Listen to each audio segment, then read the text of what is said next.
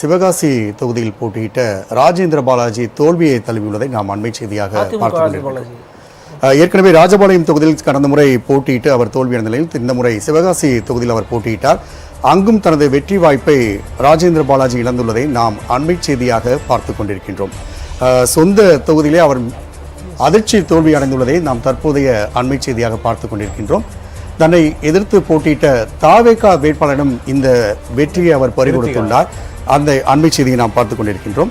சிவகாசி தொகுதியில் போட்டியிட்ட ராஜேந்திர பாலாஜி தோல்வியை தழுவியுள்ளதை நாம் அண்மை செய்தியாக பார்த்துக் கொண்டிருக்கின்றோம். ஏற்கனவே ராஜபாளையம் தொகுதியில் கடந்த முறை போட்டியிட்டு அவர் தோல்வியான நிலையில் இந்த முறை சிவகாசி தொகுதியில் அவர் போட்டியிட்டார். அங்கும் தனது வெற்றி வாய்ப்பை ராஜேந்திர பாலாஜி இழந்துள்ளதை நாம் அண்மை செய்தியாக பார்த்து கொண்டிருக்கின்றோம்.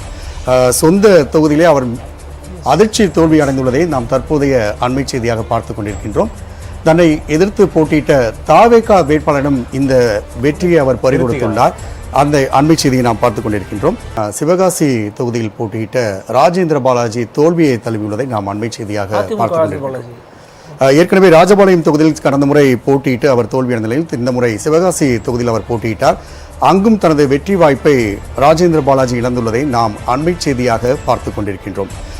சொந்த தொகுதியிலே அவர் அதிர்ச்சி தோல்வி அடைந்துள்ளதை நாம் தற்போதைய அண்மை செய்தியாக பார்த்து கொண்டிருக்கின்றோம்.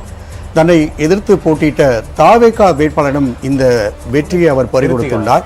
அந்த அண்மை செய்தியை நாம் பார்த்துக் கொண்டிருக்கின்றோம். சிவகாசி தொகுதியில் போட்டியிட்ட ராஜேந்திர பாலாஜி தோல்வியை தழுவியுள்ளதை நாம் அண்மை செய்தியாக பார்த்துக் கொண்டிருக்கின்றோம். ஏற்கனவே ராஜபாளையம் தொகுதியில் கடந்த முறை போட்டியிட்டு அவர் தோல்வியான நிலையில் இந்த முறை சிவகாசி தொகுதியில் அவர் போட்டியிட்டார்.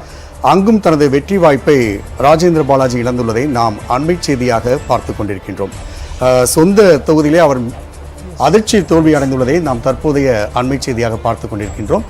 தன்னை எதிர்த்து போட்டியிட்ட தாவேகா வேட்பாளரிடம் இந்த வெற்றியை அவர் பறிகொடுத்துள்ளார். அந்த அண்மை செய்தியை நாம் பார்த்துக் கொண்டிருக்கின்றோம். சிவகாசி தொகுதியில் போட்டியிட்ட ராஜேந்திர பாலாஜி தோல்வியை தழுவியுள்ளதை நாம் அண்மை செய்தியாக பார்த்துக் கொண்டிருக்கின்றோம்.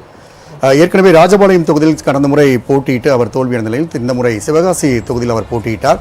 அங்கும் தனது வெற்றி வாய்ப்பை ராஜேந்திர பாலாஜி இழந்துள்ளதை நாம் அண்மை செய்தியாக பார்த்து கொண்டிருக்கின்றோம். சொந்த தொகுதியிலே அவர் அதிர்ச்சி தோல்வி அடைந்துள்ளதை நாம் தற்போதைய அண்மை செய்தியாக பார்த்து கொண்டிருக்கின்றோம்.